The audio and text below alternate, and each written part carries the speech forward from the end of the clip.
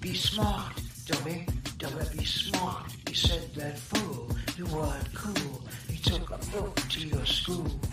Be smart, dummy, dummy, be smart. Don't get shocked if you get mocked. It's what you find when you use your mind. Don't you sweat it, look 'em in the eye. Don't regret it, hold your head high. Be smart, dummy, dummy, be smart. Try to show some tenderness, even when they're playing chess. You think it's dumb to be smart? But that's the way you make art, so be smart, dummy, dummy, be smart. Hi, I'm James Eade, and welcome to Change Your Mind. You know, I live in the divided states of America, and how do we get united again? You know, and I think divided house cannot stand, and so it's important for us to figure a way how we can get together again and be one country, thinking in the same principles, acting. We can have disagreements without being disagreeable. How can we get back to that way of being?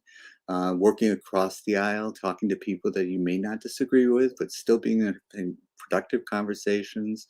And we spend a lot of time trying to change someone else's mind, but I think it's an inside job. I think we have to learn to change our minds. So I have guests come on and try to change my mind and give you the chance to watch to see whether they can or not. My guest today is Donald Steiny. And Don, welcome to the show. And Donald, I wanted to introduce you. I know you as a social science researcher. I know that you've been a businessman, and you're also a coach. And I've been on shows with you before, and I've always admired the approach that you take. And I wanted to know what is it today that you think you can change my mind about? I think that I can give you a new perspective on luck. I think that, luck is something that you have a lot more control over than you think you do. And I'd like to share this with everybody and make this be part of everybody's lives, including yours. Well, thank you. But I'm Irish, so it's the luck of the Irish. That's my perspective. It's always been the luck of the Irish means that we're not that lucky. Bad things happen to good people. So isn't luck something that just comes your way? You don't really, how do you control it? It doesn't make sense to me right off the bat. Well, I will say that a lot of people think that they have magical ways of controlling them. They have lucky rabbit's feet and various kinds of things. You can really know that doesn't work. I mean, for instance, like people pray for their football team, but everybody on both sides are praying, and it doesn't seem. How does God decide which side he's going to favor? It doesn't ever seem to work out. They have lucky rabbit's feet on both sides, and it doesn't really work. But there's a wonderful researcher in England named Richard Wiseman, who studied luck. And he wrote a wonderful book called The Luck Factor, and he's written other books and papers about this. And he put an ad in the paper, and he said, "Are you very lucky or very unlucky? If you are, contact me. I'd like to study you." He's a psychologist, and he got about 800 people contacted him. And over a period of years, he studied them to find out what was different about the people that were lucky than the people that were unlucky. And he discovered that there were differences. There weren't any differences in their intelligence. There weren't really any differences in their overall personality traits. None of the regular psychological things that you'd think of. But he found out that there was a huge difference in how they approach the world. And some of the experiments that he did were just delightful. So one of my favorites is he left a 5-pound note. Of course, this was England, so that's like a $5 bill, basically, right outside his office, right on the door, right in front of the door. And almost all of the lucky people found it, saw it, and almost none of the unlucky people saw it. Now think about that for a minute. Right, I am. What does that tell you about lucky people? Yeah. They're observant? Well, yeah. That seems to be part of it. And another one that he did is he had a newspaper, and he told the people he altered it, and he told the people, he said, count the number of pictures in this newspaper. And so the people started counting, and if you opened it, the whole entire second page of the newspaper said, you can stop counting, there are 37 pictures in this newspaper. And almost all of the lucky people saw that, and almost none of the unlucky people saw that. Now that one puzzles. Sort of tells. It's I can't really come up with a plausible explanation for that. It has. I think that I think that observant is a part of it, but it's also expectations. I think the main part of it that really is important is the expectation that something good is going to happen to you. Not just looking for things, but knowing that whenever you're existing in life, when things are going along, that good things are going to happen to you. And so you're always looking for good things. And that's what it turns out that's one of the most important things for lucky people. He has a luck test. And in the luck test, the first question is, he said, do you frequently find yourself talking to people in supermarket lines and bank lines? And people who do are much luckier than people who don't. All right. Why do you think that is? They're more curious, they're friendly, or I'm guessing that it's got something to do with being more extroverted. I don't know. It's a good. I'm gonna ask you another question. I'm gonna give you a little bit of a puzzle, and I hope everyone that's listening to this takes the time to think about it too, which is, think of 3 things that are important and valuable in life that you don't get from other people. Okay.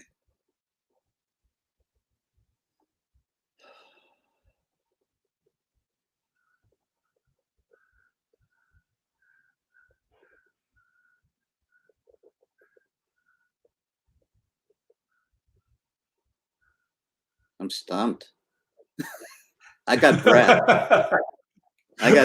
Yeah, I mean, people come up with things like fresh air, and even water.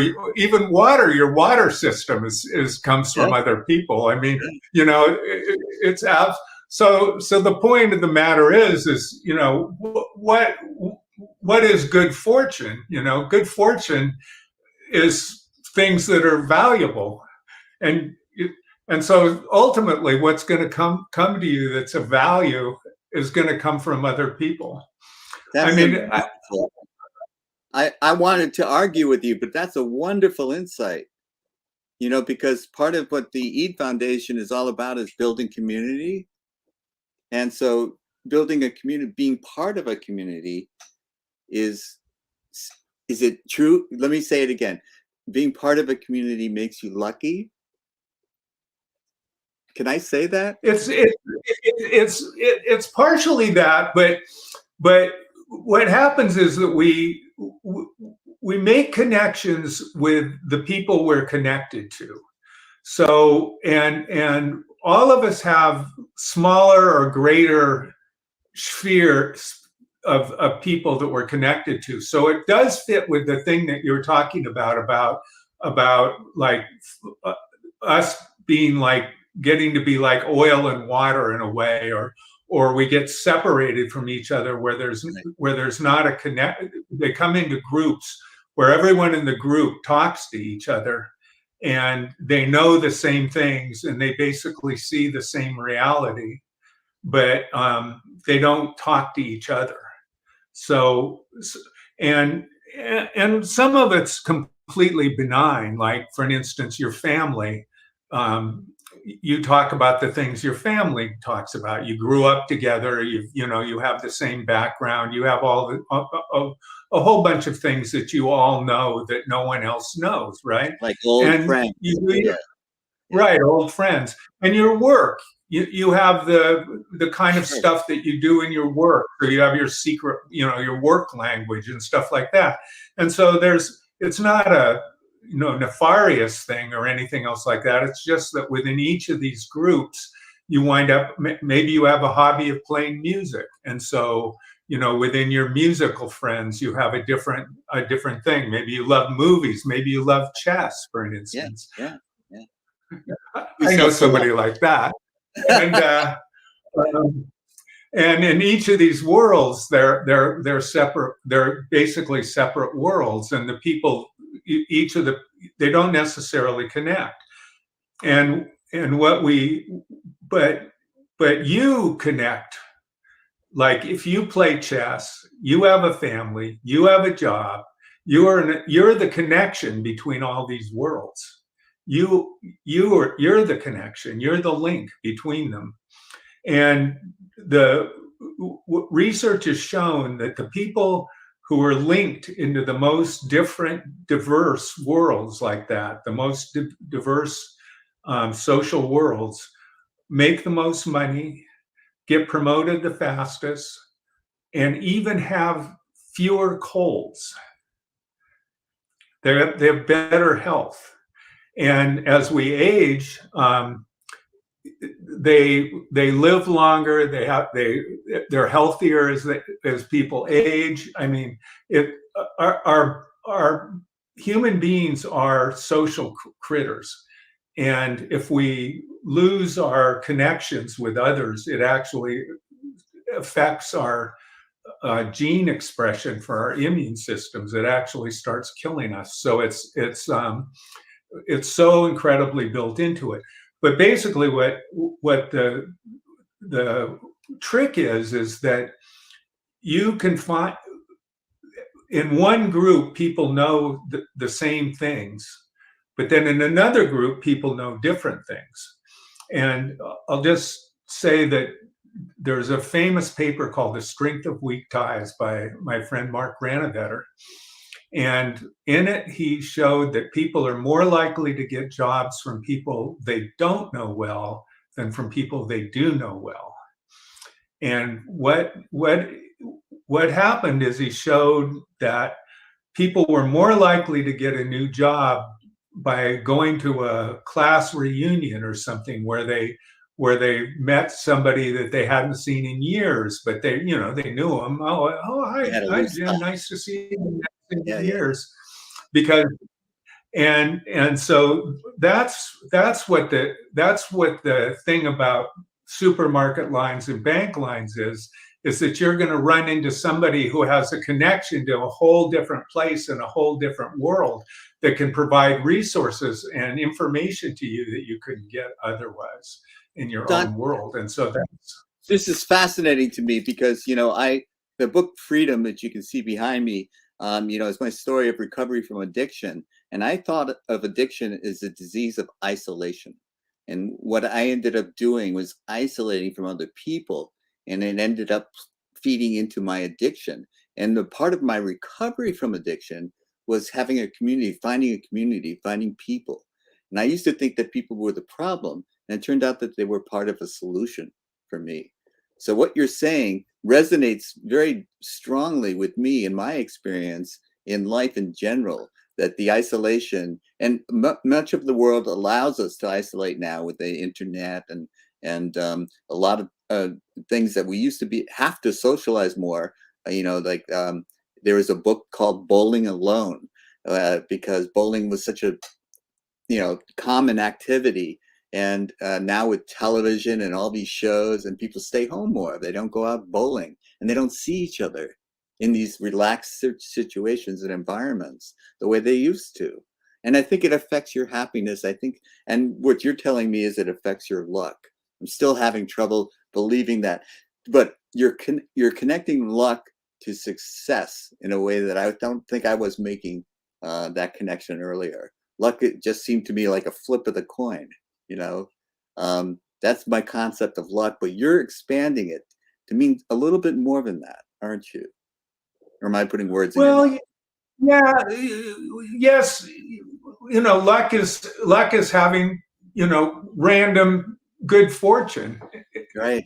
isn't it? Yeah, I it's agree. random good fortune. And so, running into somebody that, suddenly talking to somebody who connects you to something that's unexpected, getting you a new job, those kinds of things are lucky. I mean, just to give an example, it's just amazing. It happened to me about 3 days ago. I have a friend. I have two friends. Well, I have a friend that lives in Kenya that I met because he wanted to find me because he knew I was an expert at social networks, and somebody else told him that he should come and meet me. And I just love the guy. His name is Moses. And so I helped his company, and we worked together. We've been friends for about 10 years. And he goes back and forth to Kenya and Las Vegas. He lives in Las Vegas most of the time, but he's from Kenya.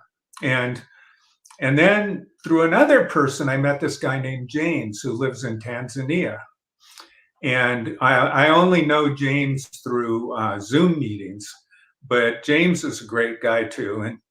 And so we kind of have this network of people called the African Trade Network.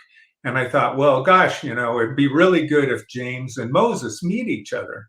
So I get Moses to come to one of the African Trade Network meetings, and he and James meet each other. And it just turns out that Moses is in Nairobi, and James is going to Nairobi for a business meeting. So they get together and meet up with each other, and they get together and they just loved each other. Their half-hour meeting went on for 4 hours, and they're best friends, and they go like this. So then James goes back and he goes to visit another one of his really good friends in Ghana. And he's talking to his friend in Ghana and his friend in Ghana's wife. And they talk for a little while, and the wife is listening, and she, after a little while, she goes, well, Moses is my brother. Oh my goodness. See, that's, yeah. How do you explain that, right? Well, we're all closer to everything than we think it is. And that's why I say that you can really change your luck, because if everything really valuable comes from other people, then by putting yourself in a situation where you can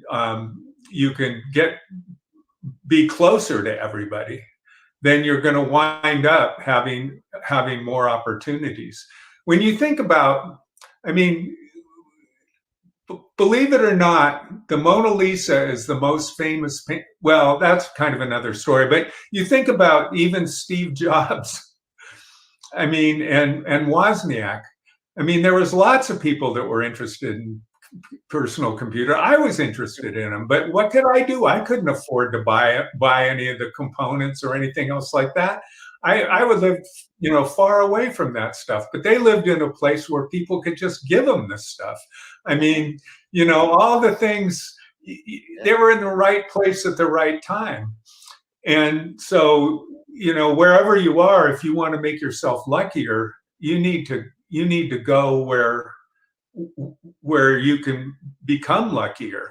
So if you want to be, if you really want to be successful at something, like, say, for an instance, you're a musician, that's why people that are into music that usually go to someplace like Austin or Nashville or Los Angeles, or someplace like that, because you're going to accidentally run into somebody that can help you. And you're not going to accidentally run into somebody that's going to help you in Fort Wayne, Indiana, or something like that. And so you can make yourself luckier by putting yourself in a place where the random people or the random person you talk to in a bank line is going to be a lot more likely to be a person that's going to be able to help you. And so that's. You reminded me of something that a football coach would say, you make your own luck. And the idea was, like, if you put in the effort, the ball will bounce your way more often than not. And I never really believed it, but you're starting to change my mind. It's like, the effort, putting the effort into making these social contacts seems to be well worth it. If you're open to meeting other people with different backgrounds and different ways of looking at the world, maybe, and you're going to change not necessarily your way of thinking, but be exposed to someone else's way of thinking. And they say, oh yeah, I wanted to start getting, I wrote some songs and I wanted to get them recorded, but I ran into this problem, but this is what I did. And it's something you never thought of. And then you could try it and see if it works for you. And that's manufactured luck. This way I'm thinking of it. Now, there's another thing that I, go back to what I said in the beginning, and I really want to make sure I get this in is that the lucky people are optimistic. And right. You have to believe that good things are going to happen to you, or they're not. I mean, because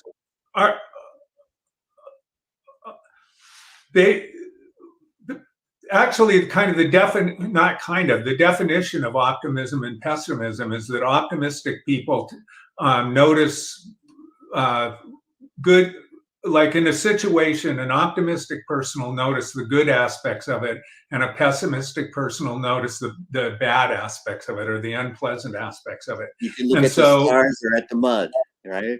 Right. It's the old glass half full, glass half empty. That's really what it is. And so if you want to be lucky, you have to be looking around with the mindset or the attitude that the things that you need and you want are there. You're going to see them. They're there. You may not see them right in a minute, but if you look, you'll find them. I'm starting to agree with you. You changed my mind. It's like, if you're pessimistic, you're not going to get lucky. So be optimistic, change your mind, start thinking about the positive things that are just on a walk. You can notice some wonderful things rather than stay looking down at the sidewalk. You can raise your eyes and notice, oh, that neighbor has taken really good care of their garden. Wow, look at that. Something like that. And so it's just changing your way of looking at things will make you more fortunate. Good things will happen. Of course, you might find a 5-pound note lying on the ground, exactly. If you're looking at the ground. And if I'm looking at the sidewalk, maybe. You never know. You never know. Oh, well, you never know. This has been great. And so I think to summarize what I got out of this, it's kind of a power of positive thinking. And you want to change your mind so that it's more positive, more optimistic. And also, it'll make you reach out to other people more frequently. And I tried to summarize what you want to say, but I'm going to give you the opportunity to say it the way you want to say it. And what would you like the viewing audience, hi Mom, to tell us to take away from this show? Well, the overall thing of being optimistic and realizing that a lot of luck is just noticing and being aware of the things that are around you, like what is there's some old saying about that, but I can't remember what it is right now. But nonetheless, part of that is like also seeing that in the people around you. Yeah. It's not a matter of just looking at the garden and seeing that the garden is beautiful, or looking and seeing the 5-pound note, but it's also looking at the people around you and realizing that each one of them is this door into another world, a rich, incredible resource for you. And when you start doing that, you just can't imagine what a kaleidoscope of the world everything is. Yes. And everything that you need is there. I mean, I've been all over the world, and people are just so kind and helpful to me everywhere I've been. It's just, I mean, I'm incredibly lucky. I mean, all the things that have happened to me is just mind-boggling, and it's people ultimately that provide our luck. And so that's what I want to say. That's wonderful. Well said. And I'm glad that we've had this time together, and we'll do it again, Don. And I really appreciate your coming on and changing my mind about being lucky. Thanks again. I'm going to take you backstage now and say goodbye. Bye, Jim. Bye, everybody. All right. That was Don Staney, and talking about, positive thinking and how it can really change your mind. So I'm going to say goodbye to you now, and tune in next week. And until then, stay positive. Thank you for watching this week's episode of Change Your Mind. And the Roman god Janus in my lower left-hand corner is going to be replaced by a more modern version, because we can change our minds. And just remember, every weekend